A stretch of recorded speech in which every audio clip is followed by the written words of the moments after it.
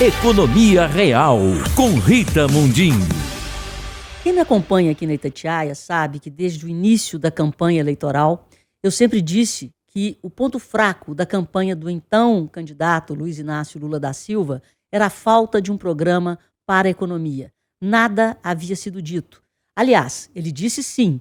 Na primeira entrevista internacional que ele concedeu à revista Times, ele disse de forma muito clara que primeiro era ganhar as eleições, para depois ver o que se faria com o Brasil, não só com a economia, mas com o Brasil. Nisso, ele construiu uma grande aliança de coalizão e foi da extrema esquerda para a centro-direita. Eu também disse que seria muito difícil que houvesse um diálogo, por exemplo, entre Nelson Barbosa, Pércio Arida, Guilherme Telles, André Lara Rezende. Foram esses os nomes nomeados para a equipe de transição na área econômica. E se isso não bastasse, o presidente Lula, para tranquilizar a população, antes da eleição, ele escreveu uma carta prometendo responsabilidade fiscal e previsibilidade. É disso que o mercado precisa. Quando a gente fala em mercado aqui no Brasil, as pessoas se remetem a mercado financeiro. Gente, tudo é mercado. Mercado é o local onde comprador e vendedor se encontram para negociar preço. E o preço sobe ou cai de acordo com as expectativas em torno daquele ativo, seja ele um ativo real, banana, abacaxi, batata, seja ele um ativo financeiro, como o dólar e a própria taxa de juros. A previsibilidade e a responsabilidade fiscal são pilares para que haja tranquilidade na formação da taxa de câmbio e na formação da taxa de juros.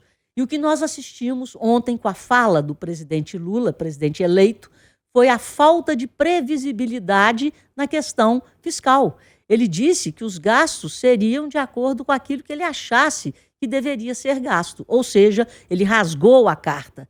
E ao rasgar a carta, como disse Henrique Meirelles, ele se aproximou muito mais de um governo Dilma Rousseff do que de um próprio governo Lula, como ele fez no seu primeiro mandato. Diante da fala de Lula, o mercado entrou em pânico e aqueles economistas que endossaram a sua candidatura logo se pronunciaram que ele está indo para um rumo muito complicado.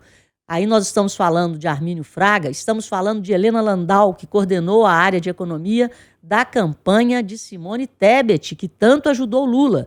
Segundo Helena Landau, Lula não só desrespeitou a coalizão que foi feita, como ele desmoralizou a transição.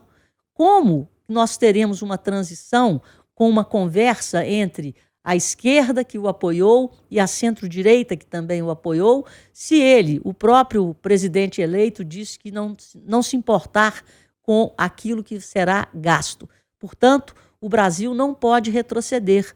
Nós não podemos perder o controle da inflação e voltarmos ao caos, como vivemos no governo Dilma Rousseff, quando tivemos a maior recessão da história brasileira, a pior crise econômica do Brasil.